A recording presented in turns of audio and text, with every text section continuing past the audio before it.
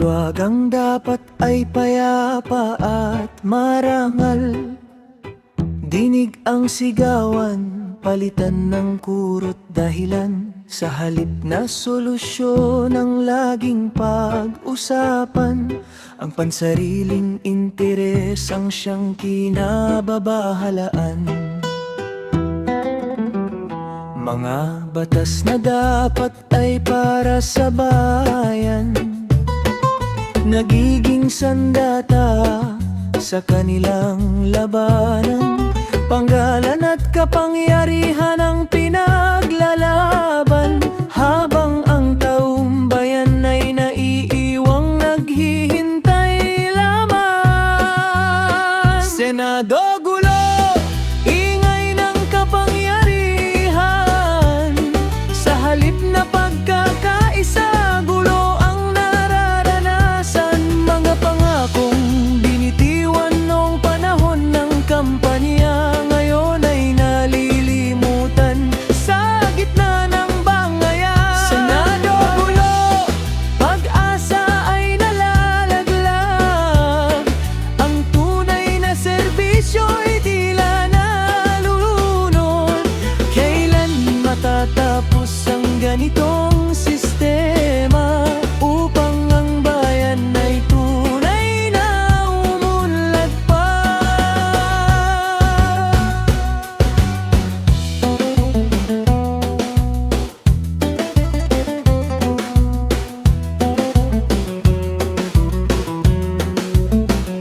May investigasyon, may paratang sa bawat sulok, ngunit ang katotohanan ay laging nalulunod. Minsan ay pampolitika lamang ang layunin, hindi upang linisin ang sistemang marumit gusot.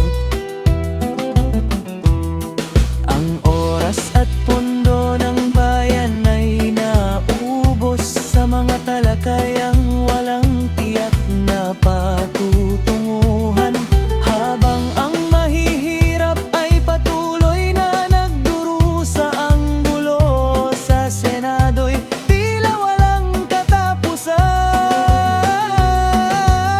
Sana'y magising ang isip at kalooban, tungkulin sa bayan ang lating tunahin, hindi ang sariling kapakinabangan, upang ang Senado ay maging tahanan ng katotohanan.